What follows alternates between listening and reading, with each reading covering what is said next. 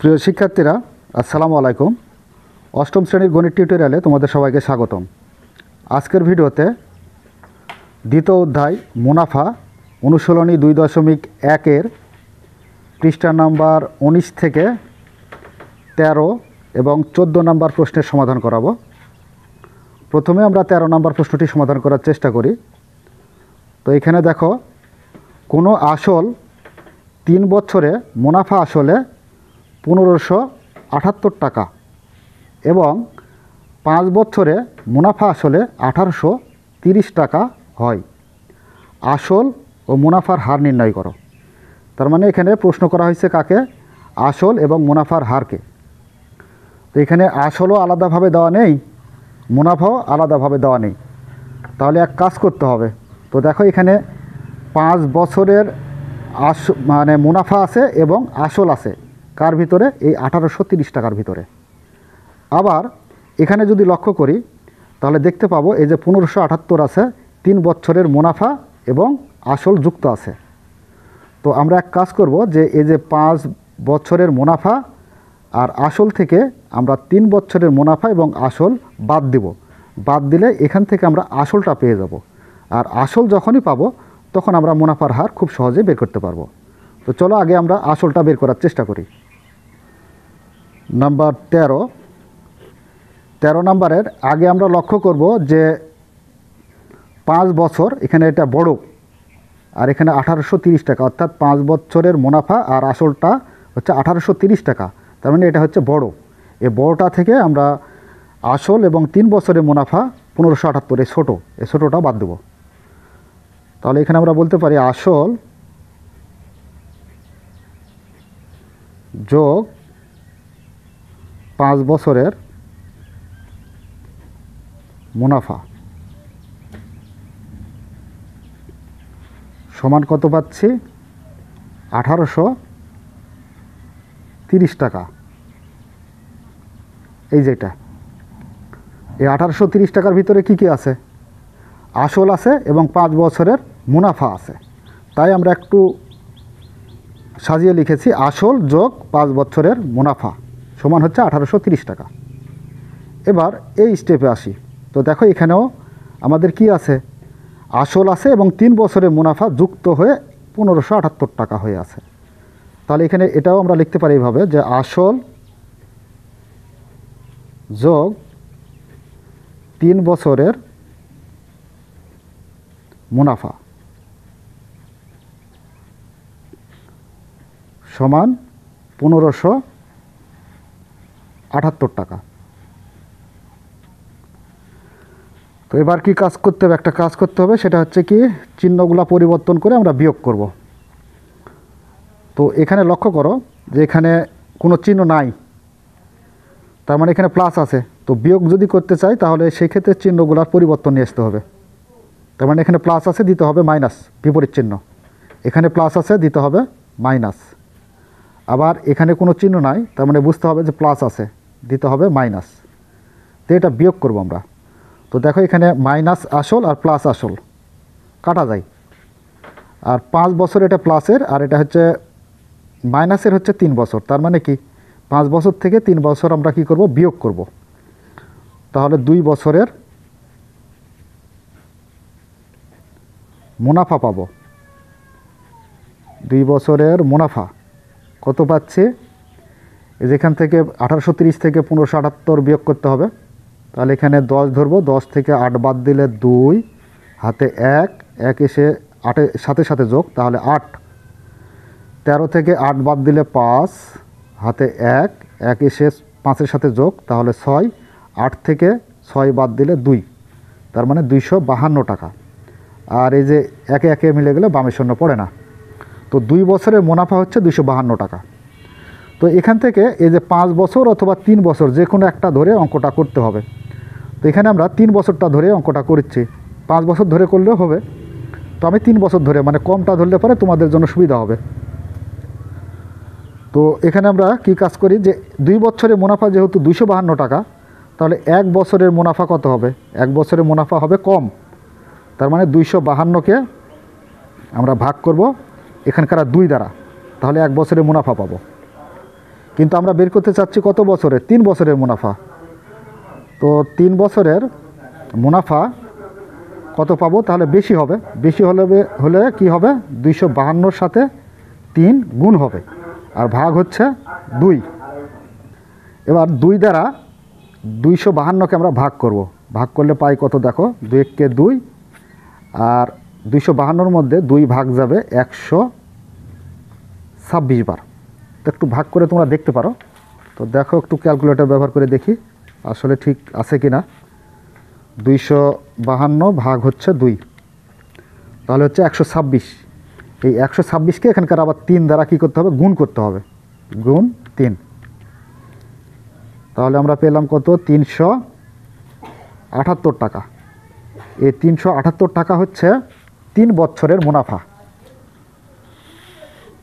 এই যে 3 বছরের মুনাফা পেলাম, তো আমরা এখানে স্পষ্ট করে দিতে পারি 3 বছরের মুনাফা 378 টাকা। তো 3 বছরের মুনাফা যদি 378 টাকা হয়, তাহলে এইখানে দেখো, এই যে এই প্রথম স্টেপে কি ছিল, আসল যোগ 3 বছরের মুনাফা 1578 টাকা। তো এখান থেকে যদি আমরা 3 বছরের মুনাফাটা বাদ দিই, তাহলে কি পাবো, আসল পাবো। তো এটা একটু ঘুরিয়ে সুন্দরভাবে সাজিয়ে লিখতে হবে যে আসল যোগ 3 বছরের মুনাফা 1578 টাকা। 3 বছরের মুনাফা আমরা কত পেলাম, 378 টাকা পেলাম। তাহলে এখানে 3 বছরের মুনাফা সমান হচ্ছে 378 টাকা। এবার এটা বিয়োগ করো।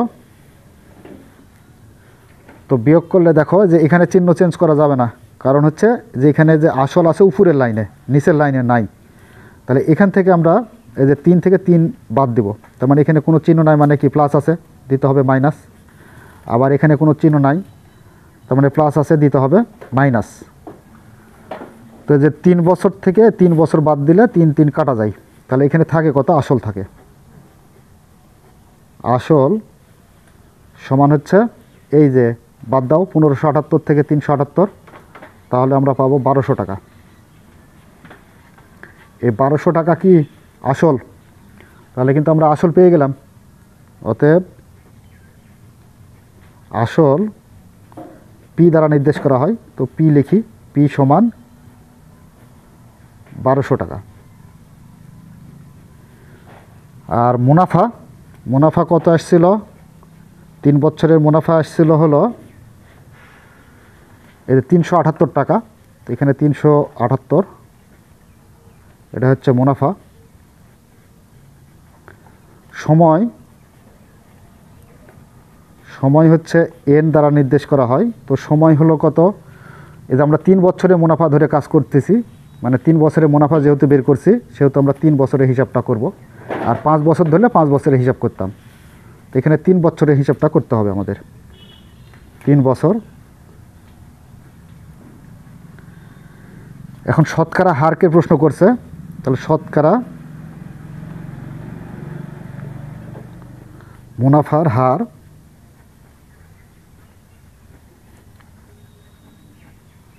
আর আর সমান কত সেটা আমরা কিন্তু জানি না। এই আর এর মান অর্থাৎ শতকরা হারটাই কিন্তু আমরা বের করব। তো আমরা সরল মুনাফার সূত্র কি জানি, সরল মুনাফা সূত্র হলো আই সমান পি আর এন। তো অতএব এখানে কাকে প্রশ্ন করা হয়েছিল, এখানে প্রশ্ন করা হয়েছে শতকরা হারকে।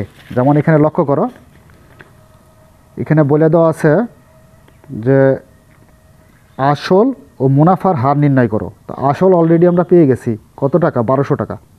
এখন মুনাফার হারটা বের করব।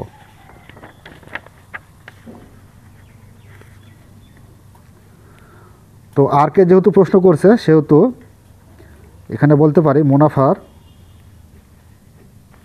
হার আর সমান, তাহলে মুনাফাকে ভাগ করতে হবে কি দ্বারা? আসল এবং সময় দ্বারা। আর শতকরা হারকে প্রশ্ন করলে 100 দ্বারা গুণ করতে হয়। আয় সমান কত? মুনাফা। মুনাফা কত আছে? এই যে মুনাফা হচ্ছে 378। এই যে একটু হাইলাইটস করে দিচ্ছে, একটু ভালো করে দেখো। 378 ভাগ পি। পি মানে কি? আসল। তো আসল কত পাইছিলাম আমরা? আসল বের করলাম কিন্তু, এই যে 1200 টাকা। তাহলে এখানে 1200 গুণ এন। এন মানে কি? সময়। সময় হচ্ছে এই যে 3 বছর। 3 গুণ শতকরা হারের জন্য 100। এবার 100 দ্বারা 1200কে ভাগ করি, তাহলে কত পাবো? 12। এবার 3 দ্বারা 378কে ভাগ করলে কত পাই দেখো। এখানে একটু ক্যালকুলেটর ব্যবহার করব।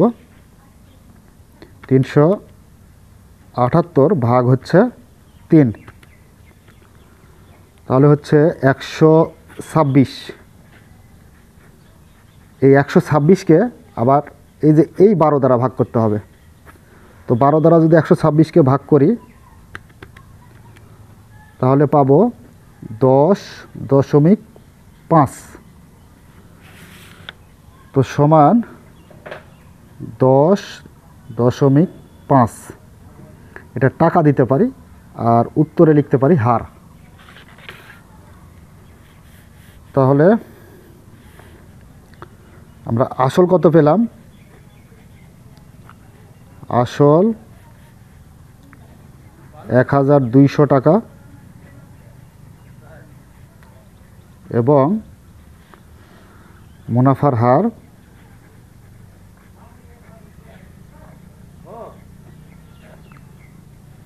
10.5%। তো 5 শূন্য দিলেও হবে। তো এটাই হচ্ছে উত্তর 13 নম্বর প্রশ্নের।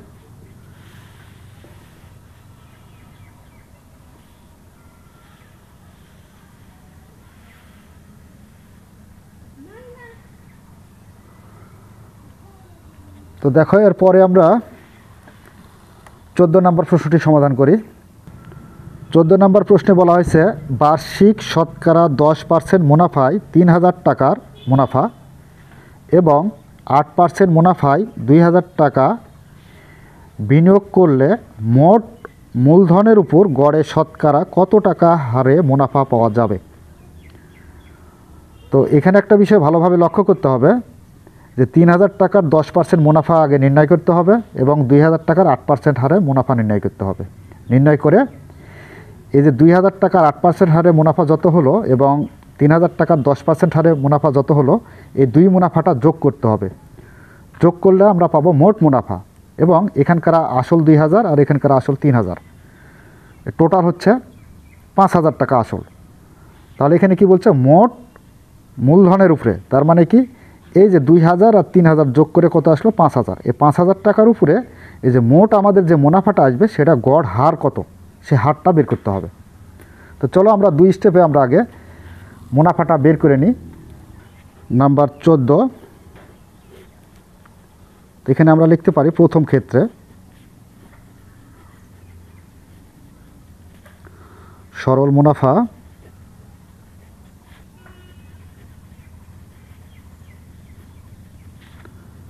আই সমান পি আর এন। তো এখানে মুনাফাকে প্রশ্ন করা হয়েছে, যেহেতু এই যে 10% হারে 3000 টাকার, এখানে যে মুনাফা বের করব, মুনাফায় আয় সমান কত সেটা জানি না, এটাই বের করব।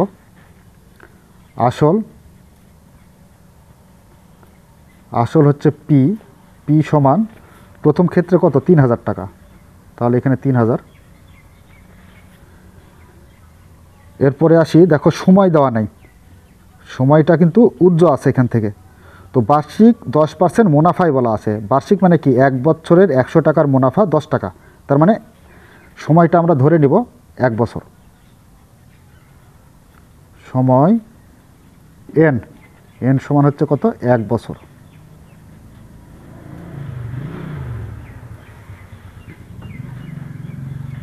হার, হার দেওয়া আছে হলো এই যে 10% বলা হয়েছে,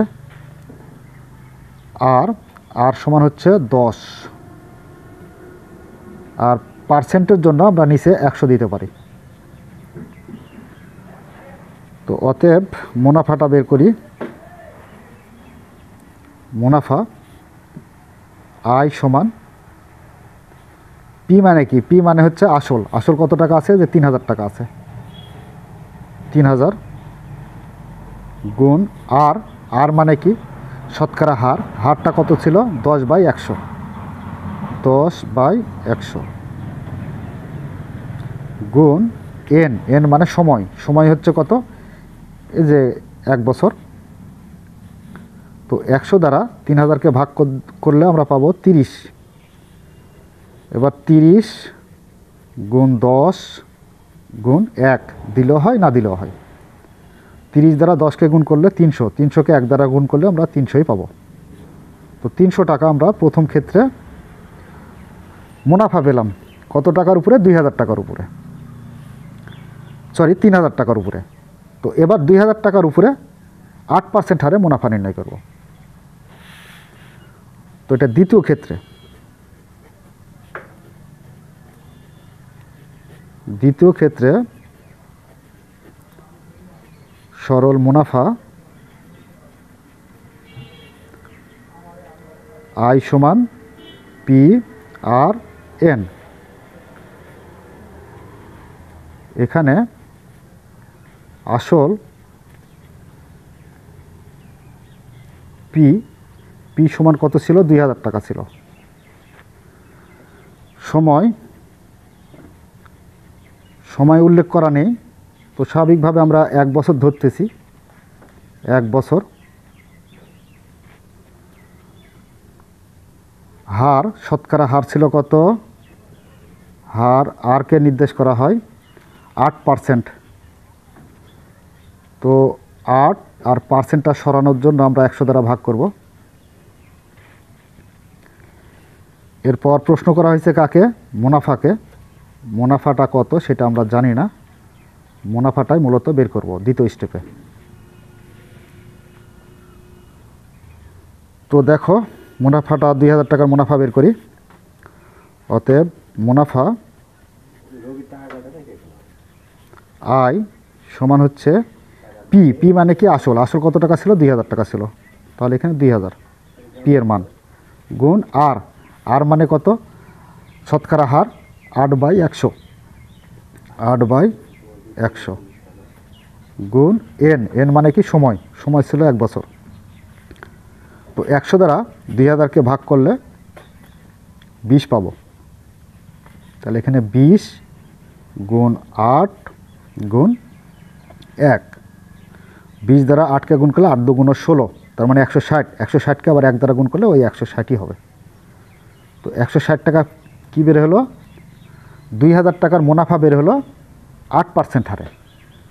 তাহলে এখন মোট মুনাফা কত? মোট মুনাফা বলতে এই যে প্রথম ক্ষেত্রে 3000 টাকার উপর মুনাফা হচ্ছে কত টাকা? এই যে 300 টাকা। আর দ্বিতীয় ক্ষেত্রে 2000 টাকার উপর 8% হারে মুনাফা হচ্ছে 160 টাকা।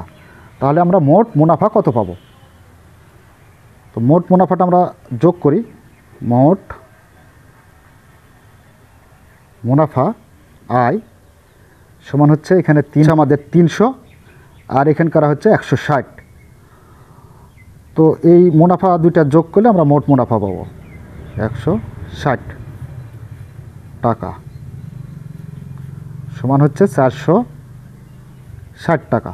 এটা হচ্ছে মোট মুনাফা। তাহলে মোট মূলধন নিয়ে আসতে হবে, বা মোট বিনিয়োগ। এরা বিনিয়োগের কথা বলেছে তাই আমরা বিনিয়োগ বলবো। মোট বিনিয়োগ। তো মোট বিনিয়োগ করেছিল প্রথম ক্ষেত্রে কত টাকা করেছিল? প্রথম ক্ষেত্রে ছিল 3000 টাকা এবং দ্বিতীয় ক্ষেত্রে ছিল 2000 টাকা। তাহলে মোট বিনিয়োগ হলো 5000 টাকা। 3000 যোগ হলো 2000,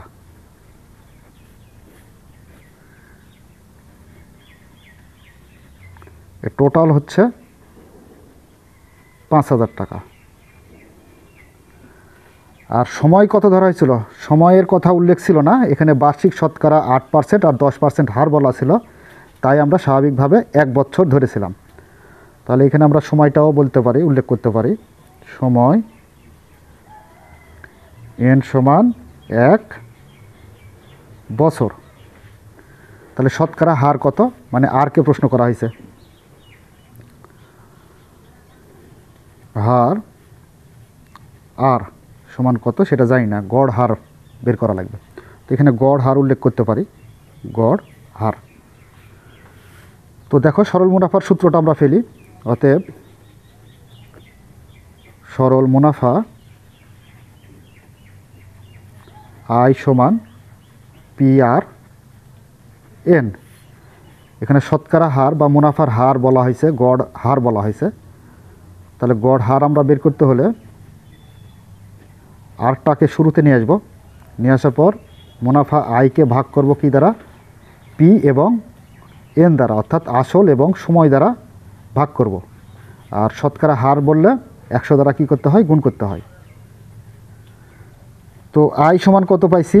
আই সমান দেখো যেখানে পেলাম মোট মুনাফা, মোট মুনাফা কত, এখানে 300 আর 160 যোগ হয়ে 460 আসছে। আর মোট বিনিয়োগ 3000 আর 2000 যোগ করে মোট 5000 আসছে। তাহলে এখানে 460 মোট মুনাফা ভাগ হচ্ছে পি মানে কি মোট বিনিয়োগ 5000 গুণ এন, এন মানে কি সময় 1, আর এখানে 100 হচ্ছে শতকরার জন্য। তো 100 দ্বারা 5000কে ভাগ করলে আমরা পাবো কত, 50। 50 দ্বারা 460কে ভাগ করতে হবে। তো দেখো একটু ক্যালকুলেটর ব্যবহার করে আমরা ভাগটা করে দিই।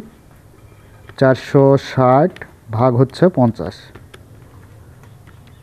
9.2% হবে, 9.2। তো এখানে পার্সেন্ট দেবো না, লাস্টে এসে দিই 9.2%। তো এটাই হচ্ছে উত্তর। তো দেখো এখানে প্রশ্নটার ধরনটা আর একটু দেখি। মূলধনের উপর গড়ে শতকরা কত টাকা হারে মুনাফা পাওয়া যাবে?